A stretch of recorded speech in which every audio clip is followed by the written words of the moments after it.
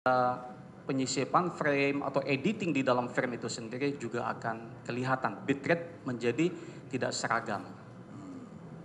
Seperti itu yang mulia. Dan untuk konteks kasus ini, seluruh file yang kita terima dari penyidik dalam bentuk satu flash disk tadi, tidak ada kita temukan adanya editing, tidak kita temukan adanya tempering yang masukin frame di sana atau kita buang frame, tidak ada sama sekali untuk konteks kasus ini. Oh, jadi apa adanya. Flash disk tadi yang saudara analisa tadi ternyata masih orisinil ya? Ya, orisinil ya, menurut ilmu pengetahuan yang saudara yang ketahui ya, kan? Betul sekali. Mari orisinil. Kemudian apakah ada lain-lain yang perlu diteliti selain dengan cara selanjutnya ada kegiatan-kegiatan kita yang namanya moment description. The moment description itu kita menggambarkan rangkaian momen yang ada pada rekaman video dengan tekniknya kita sebagai digital forensic analyst, video forensic analyst. Jadi ketika kita menggambarkan momen itu tidak seperti publik melihat rekaman video. Artinya, jikalau misalnya momen-momen tersebut kita lihat gelap, memang dikarenakan pencahayaan yang kurang di sana, kita bisa isi cahaya. Sehingga sesuatu yang gelap itu kita bisa tahu apakah itu. Meskipun mungkin juga tidak bisa maksimal karena terkendala dengan kondisi rekaman video itu sendiri. Tapi secara teori itu juga bisa kita isi cahaya. Kalau misalnya kabur, kita bisa fokuskan supaya bisa kita lihat apa yang ada di sana. Kalau misalnya kita pengen melakukan pembesaran objek, kalau misalnya publik melihat, kalau dibesarkan seperti biasa dia akan pecah karena sejatinya gambar itu tersusun atas piksel-piksel. Nah, kalau misalnya itu dilakukan pembesaran zooming in, maka akan jadi kotak-kotak. Nah, dengan teknik yang kita miliki, metodologi yang kita miliki, tidak akan terjadi kotak-kotak ketika kita melakukan zooming in pembesaran tersebut. Tapi sebelum kita lanjut, apakah flash disk yang ahli terima waktu itu dalam keadaan disita atau disegel atau bagaimana? Ya, kita ada form penerimaan barang buktinya. Dan ketika selesai di kita juga kasih form penyerahan barang bukti. Jadi kan kita ada namanya dalam dunia forensic science itu ada namanya chain of custody, rantai perjalanan barang bukti yang di kita harus jelas. Iya. Bisa ditunjukkan penuntut umum sebelum itu bahwa ada penyerahan barang bukti kepada. Hal yang pertama yang kita minta kepada penyidik itu adalah melengkapi sama mindik jelas barang bukti. Tidak ada mindik, tidak ada pemeriksaan lanjutan.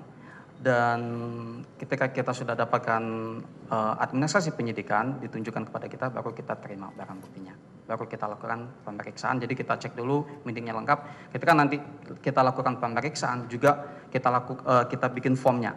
Mohon izin yang mulia, ini form yang internal kita. Jadi siapa melakukan apa jelas.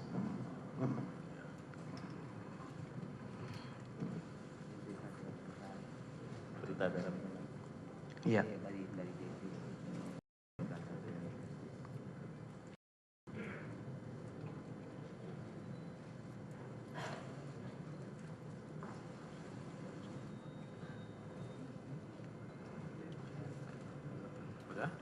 Oke, terima kasih.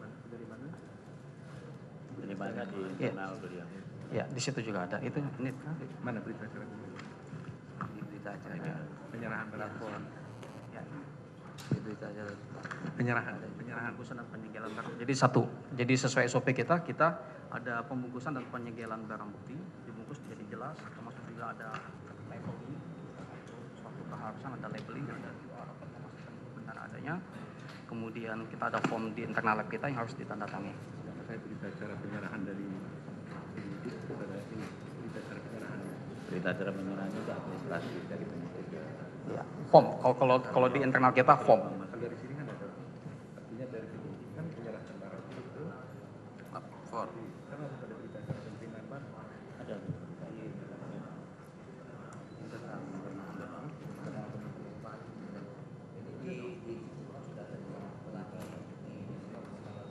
Iya. Jadi ada berita acara penerimaan kan di sini dijelaskan. Sampai esok kan Kalau nggak ada nggak apa-apa. Iya. Nggak ada berita acara penyerangan Berita acara penyidik ke Baris. Ke lab. dari sini ke sana ada. Enggak. Ini. Ini Ini hasilnya. di sini sudah bab 6 pembungkusan ya. Dijelaskan Itu jelas. di sini, Pak, ya. Dan ini ada labelingnya, ada QR code sangat lengkap, sangat detail. Ya. Dan itu ada formnya juga, tidak hanya sekedar itu, ada form resminya. Dari Bapak sudah ada ke sana.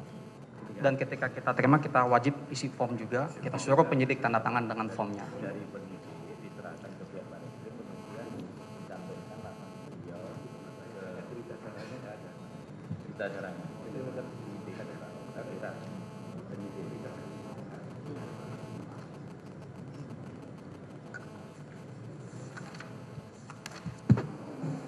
Udah ya, clear ya tentang berita acaranya ya.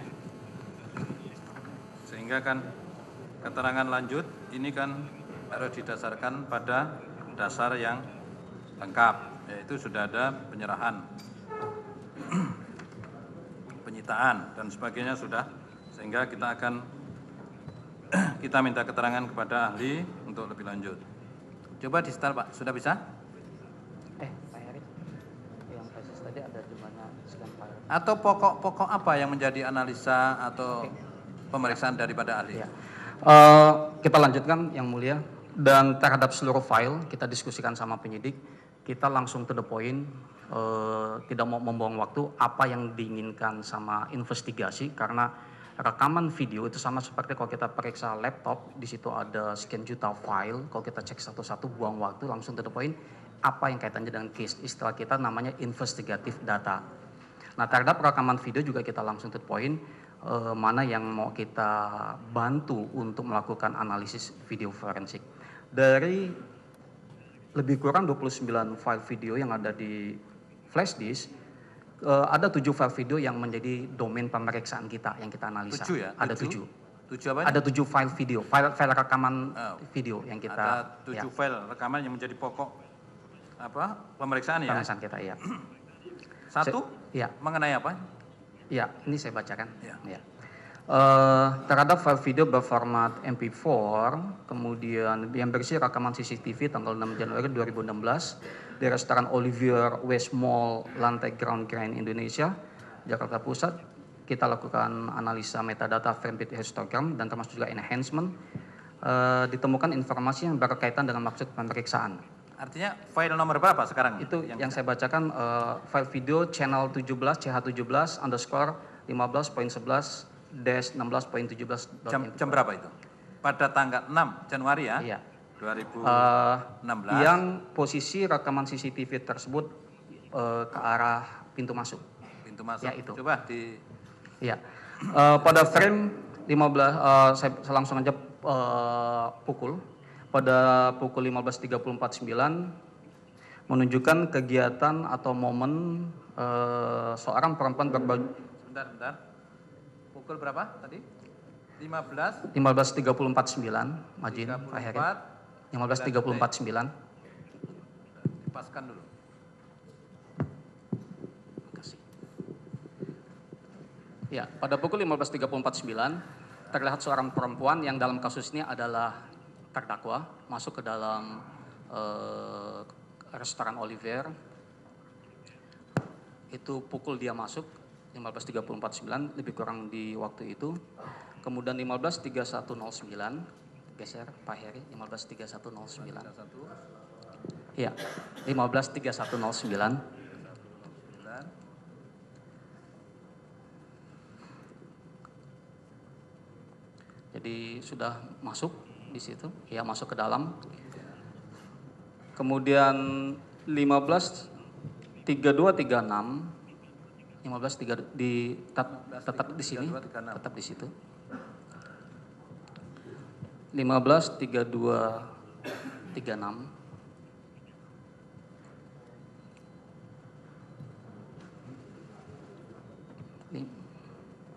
15 Pak Heri, yang tadi. Yang tadi Heri.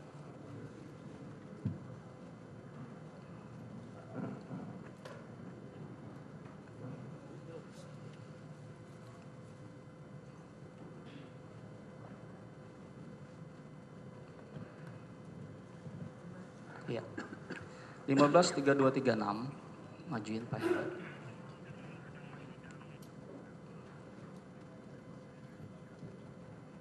Ya, ada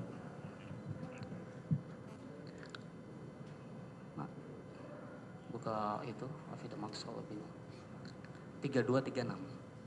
Hah? Di kamera ini. Kamera yang sama.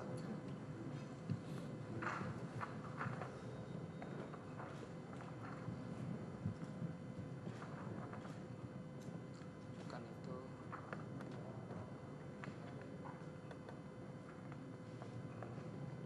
Ya. 153236 terdakwa untuk kasus ini keluar dari dalam restoran. Jadi ada dia masuk kemudian dia keluar pada pukul itu.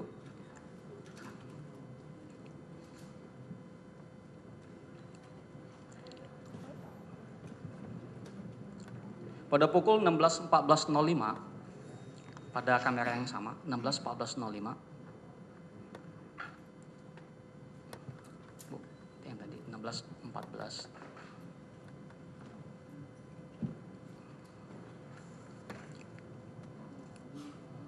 Atasnya.